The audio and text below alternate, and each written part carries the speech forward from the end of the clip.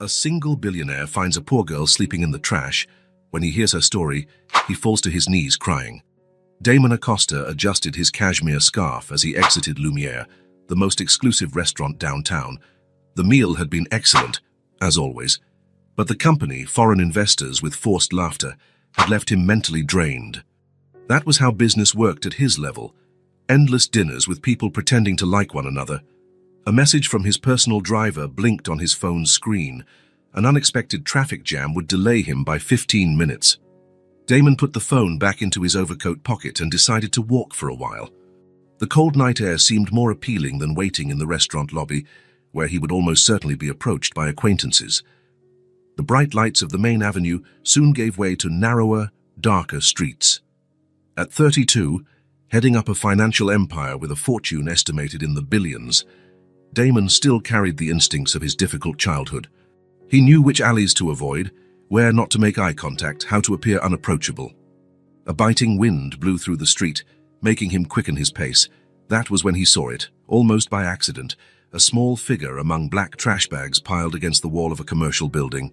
Initially, he thought it might be an animal, perhaps a stray dog looking for shelter from the cold. Something made him stop, a detail out of place, a strand of dark hair visible between the bags. "Oh my God," he murmured, approaching cautiously. It was a child, a girl. She didn't look older than 6, curled up between the trash bags, using one as a makeshift pillow. She wore an oversized sweatshirt, dirty and torn. Her sneakers were tied with mismatched pieces of string, completely worn out. Clutched against her chest was a scorched teddy bear missing an eye, bearing obvious burn marks. Damon froze where he stood. Every day, he saw homeless people. He had learned, as everyone in his social class did, not to look directly at them, to donate money to charities that handled those problems, and then move on with a clear conscience. But here she was, real, immediate, with no filter. "Hey," he called softly. "Hello?" The girl's eyes opened, not with a start, but with a resigned slowness. Dark brown eyes gazed at Damon with an expression that unsettled him deeply. It wasn't a look of fear or hope. It was simply an acknowledgement of his presence, as she might acknowledge the rain or the wind. A look that accepted pain as a normal part of life. "Are you okay?" he asked, realizing how absurd the question was the moment he voiced it. "Where are your parents?" The girl slowly sat up, still hugging the teddy bear. Her eyes drifted around the alley before returning to Damon. "They died," she answered in a clear voice, surprisingly steady. "In the fire." Damon felt a tightness in his chest. A fire. When did that happen? 3 full moons ago, she replied, pointing to the sky. 3 full moons, approximately 3 months, alone, on the streets.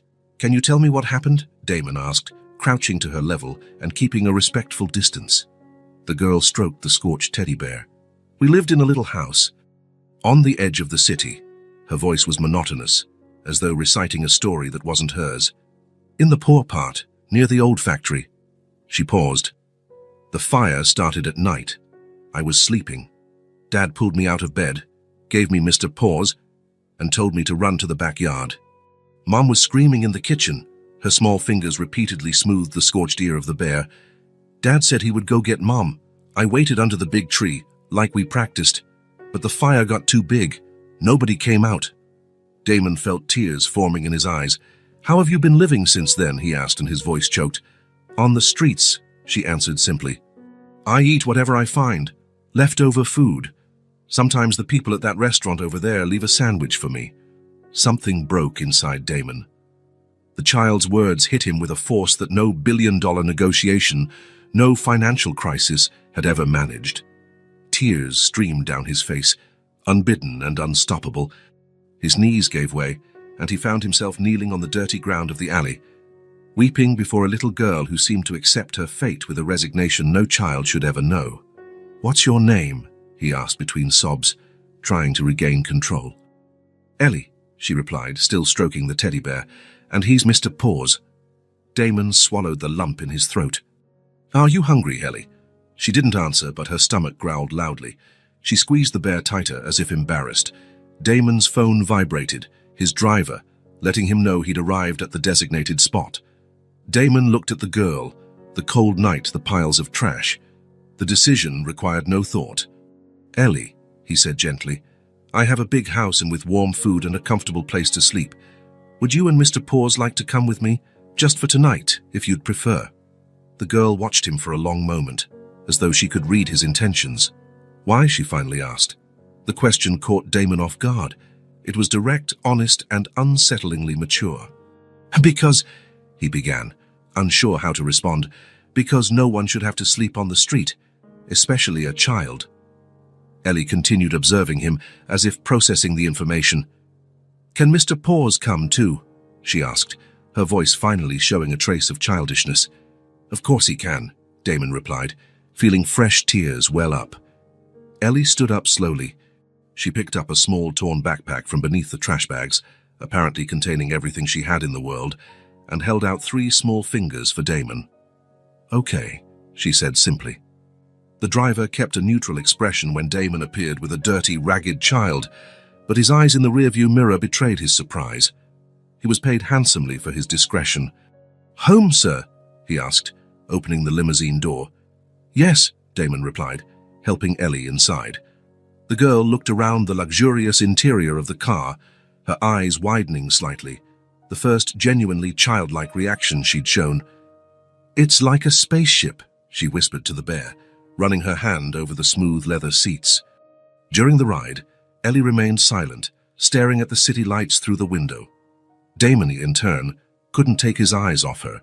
He felt he was truly seeing another human being, for the first time in years. The building he lived in occupied an entire block in the most exclusive neighborhood of the city.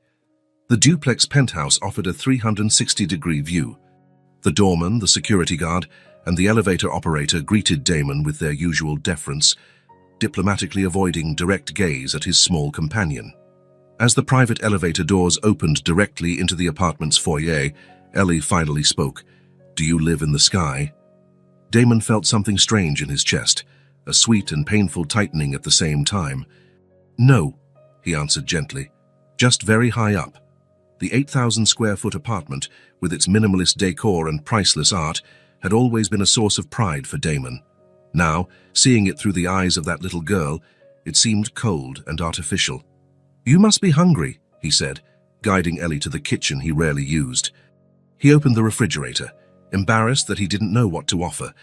There was champagne, caviar, imported cheeses, but nothing that seemed suitable for a child.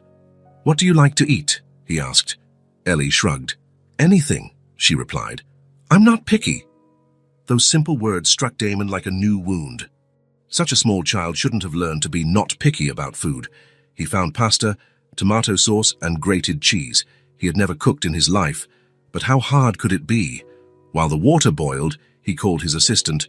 "Sophia, cancel all my appointments for tomorrow," he said quietly, watching Ellie, who was now placing Mr.